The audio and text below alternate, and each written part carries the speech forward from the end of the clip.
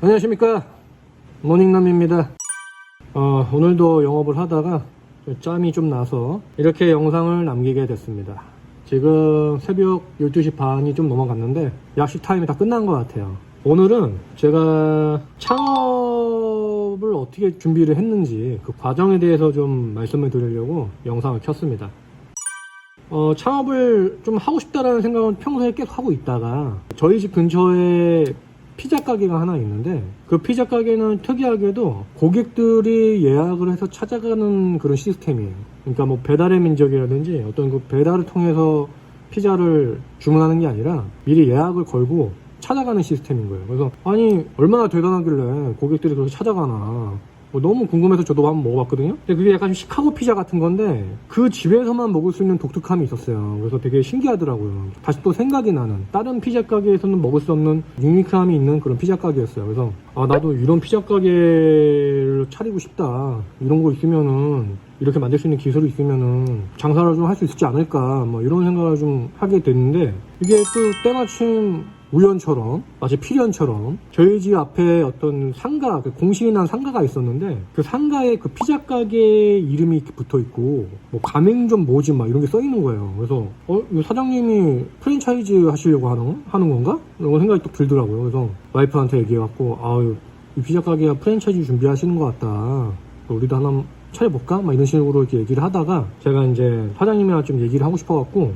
손님인 척 주문을 하고 찾아가게 됩니다. 막상 찾아갔는데 그 사장님이 그 프랜차이즈로 준비하시는 게 아니고 전수 창업을 하시는 거더라고요. 전수 창업이 저는 그때 처음 들었는데 말 그대로 이제 기술이랑 뭐 몇 가지 운영 노하우를 일정 금액을 받고 전수만 해주는 거예요. 창업은 제가 알아서 나머지 뭐 인테리어나 이런 것들은 제가 알아서 하는 것 같고 그 피자는 만드는 비법 정도? 를 전수를 해주는 것 같더라고요. 자세히는 모르겠는데 전수 창업이라는 거는 그냥 본인이 갖고 있는 기술을 돈을 받고 알려주는.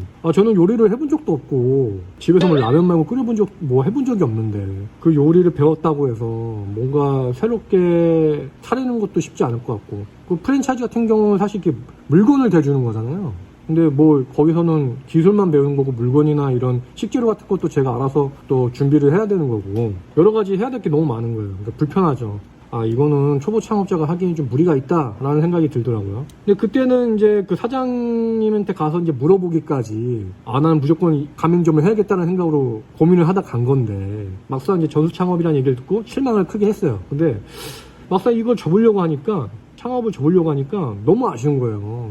나는 이미 그 사장님 찾아가기 전까지 이미 마음은 창업을 하고 있었는데 이거 안 되겠다, 뭔가 다른 거 찾아봐야겠다 라고 하면 고민에 또 빠지게 됩니다. 근데 이제 여러분들 뭐 창업 뭐 어떤 거 하고 싶나요 물어보면은 되게 막막할 거예요. 난 창업은 해야겠는데 특별히 하고 싶은 건 없고 어떤 걸 해야 될지도 모르겠고 아는 게 없으니까 준비가 상당히 어렵습니다. 처음부터 그냥 막치기 마련이에요, 대부분 사람들이. 근데 조금 제가 한 가지 팁을 드리자면은, 선생님이 어렸을 때 넌 꿈이 뭐니? 라고 물어봤을 때 꿈을 선뜻 얘기할 수 있는 그렇게 학생들이 그렇게 많지는 않잖아요. 뭐 진짜 뭐 꿈이 있는 친구도 있긴 하지만은 대부분 그냥 아무거나 얘기한단 말이에요. 그런 질문을 받는 듯한 느낌으로 뭘 해야 될지 잘 모릅니다.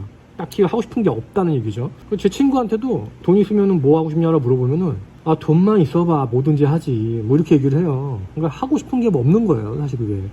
그래서 어쨌든 뭔가 주관식 문제를 보는 듯한 느낌인데, 이걸 조금 객관식으로 바꿀 수 있는 팁을 하나 드리자면은, 포털 사이트에다가 양도양수를 딱 치잖아요? 그러면은 부동산 매물처럼 창업 컨설턴트 사이트가 나와요. 거기 들어가 보면은 그 가게들이 막 올라옵니다, 부동산처럼. 뭐 예를 들어서 뭐 유명한 프랜차이즈들 뭐 공차라든지 뭐 청년다방 뭐 많잖아요, 되게. 그런 가게들이 엄청 많이 올라와요. 그 가게들을 보면서 이 가게들에 대한 정보들이 조금씩 이렇게 공개가 돼 있어요. 뭐 이 가게는 인원이 몇 명이고 임대료가 얼마고 인건비가 얼마가 나가고 연매출이 대충 얼마고 막 이렇게 디테일하게 써져 있는 사이트도 있고 되게 약식으로 써져 있는 어떤 사이트도 있고 그래요. 그래서 일단 그걸 좀 들여다 보시면은 적인 뭔가 어떤 창업을 해야 될지 모르는 그런 막막함이 약간 좀 보기가 생긴다고 해야 되나? 뭔가 선택의 여지가 좀 생깁니다. 여러분들이 창업을 준비하시는 분들은 그걸 좀 보시면은 요거는 좀 나랑 좀 맞겠는데? 라고 생각할 수 있는 아이템을 좀 찾는 데 도움이 될 거예요. 한번 양도양수 쳐서 한번 보시기 바랍니다. 저는 이제 그런 사이트를 들어가면서 좀 유심히 본 게 이제 커피 브랜드였어요. 뭐 이디야 커피라든지 뭐 백다방 그리고 뭐 컴포즈 커피 막 이런 것들이 있더라고요. 그리고 저희 그 회사 앞에 컴포즈 커피가 있었는데 그 컴포즈 커피가 장사가 좀 잘 되는 거예요.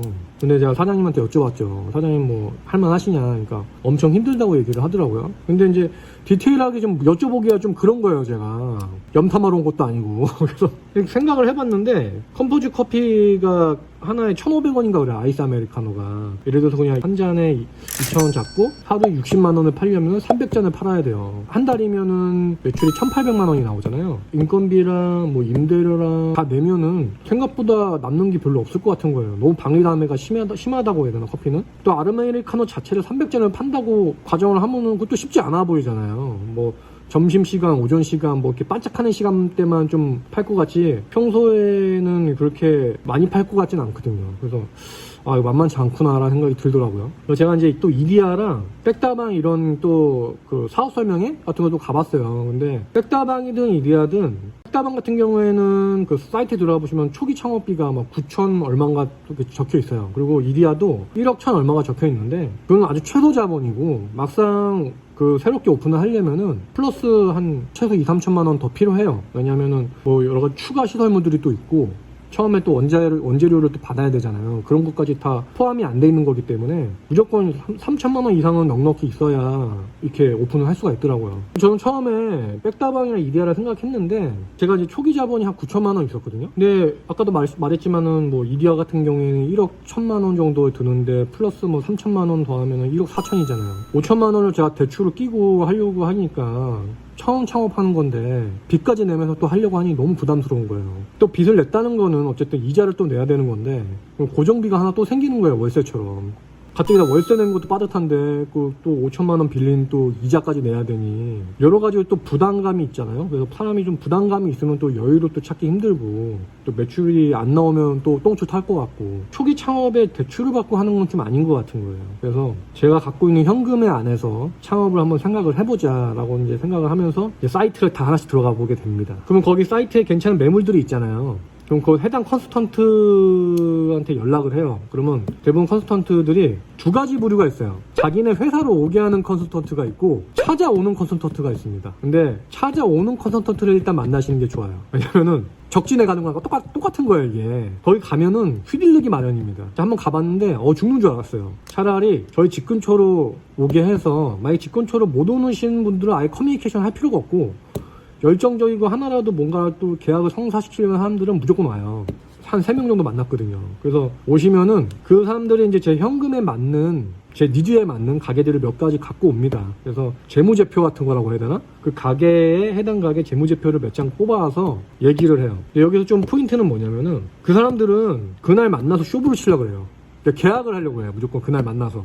그러니까 확실하게 거리를 두고 거절을 할 줄 알아야 돼요. 일단 거리를 좀 두고 생각할 시간을 무조건 가져야 됩니다. 거기서 뭔가 휘둘려 갖고 뭐 계약을 하겠다는 둥 뭐 이런 얘기를 하면 절대 안 돼요. 일단은 거기 설명을 아무리 괜찮게 하더라도 한 발짝 쉬고 나서 얘기를 다 들어본 다음에 집에서 생각할 시간을 무조건 가져야지만 좀 객관적이고 냉정하게 판단을 할 수가 있어요. 근데 제가 양도양수를 추천하는 건 아닙니다. 양도양수에 관련돼서 제가 이제 또 나중에 또 영상을 올릴 건데 왜 양도양수가 위험한지에 대해서 또 공유를 해드릴게요. 그러면서 이제 창업 컨설턴트를 세 분을 만나게 되는데 이 세 분을 또 만나면서 여러 가지 또 이야기가 나옵니다. 그때 당시에 이제 작년 2020년 제가 이 피자 가게를 8월달에 제가 오픈을 했으니까 4월달부터인가 제가 이제 만나기 시작했는데 그때 당시에 그 필라테스를 그렇게 추천을 하더라고요. 코로나 한창 막 유행이고 그럴 때였는데 매물이 많이 나왔나 봐요.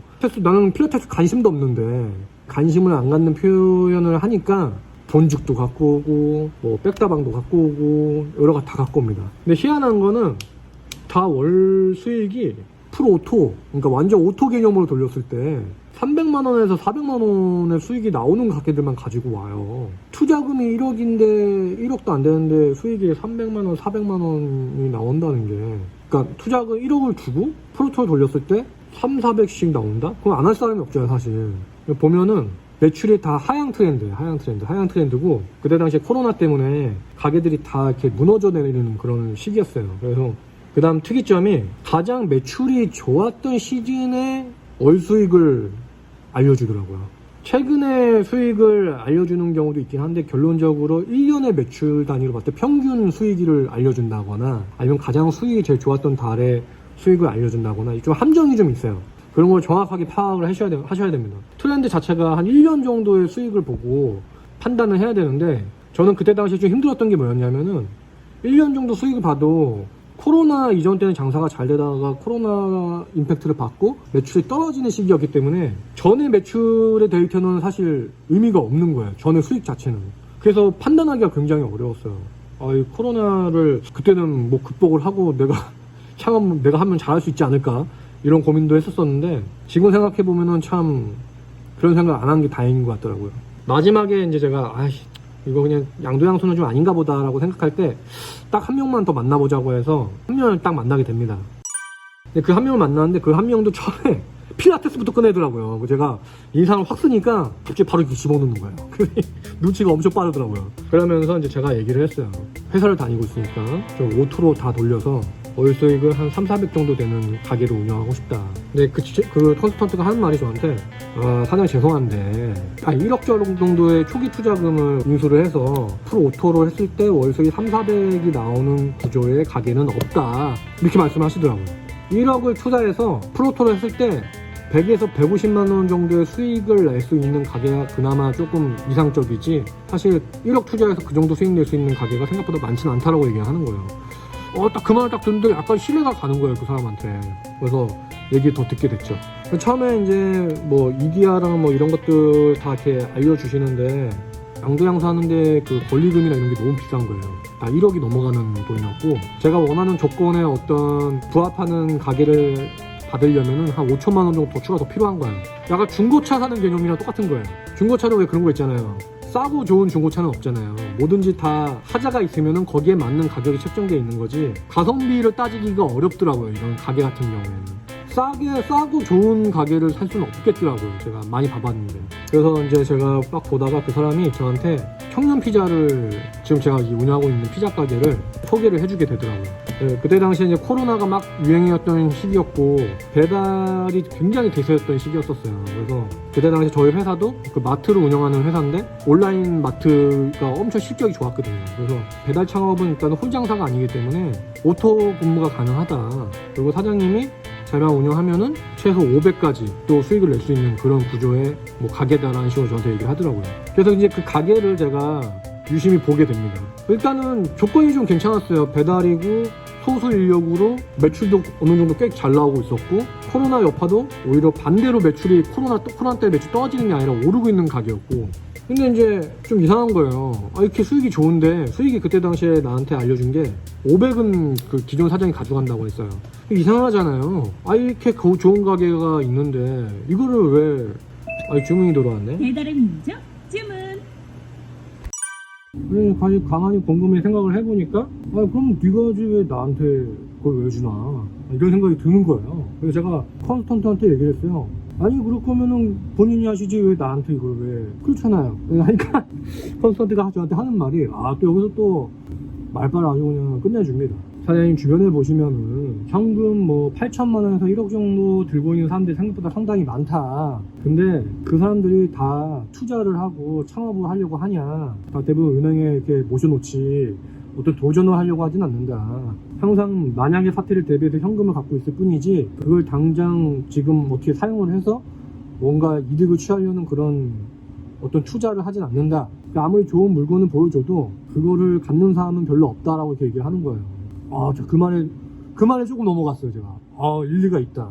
오케이, 알겠습니다. 그러면은 제가 좀 검토를 해본 다음에 연락을 드리겠습니다라고 일단 보냈어요. 그래서 제가 사무실에 가서 그걸 꼼꼼히 일은 안 하고 보기 시작합니다. 이걸 해야겠다라고 마음을 먹게 되죠. 그러면서 이제 청년 피자를 찾아가게 됩니다. 오늘은 시간이 좀 없어갖고 찾아가고 나서의 얘기를 또 제가 나중에 시간 날 때 또 영상을 찍어갖고 올리도록 할 테니까 재밌게 보셨으면은 구독이랑 좋아요 눌러주시고 꼭 알람 설정까지 부탁드리겠습니다. 감사합니다.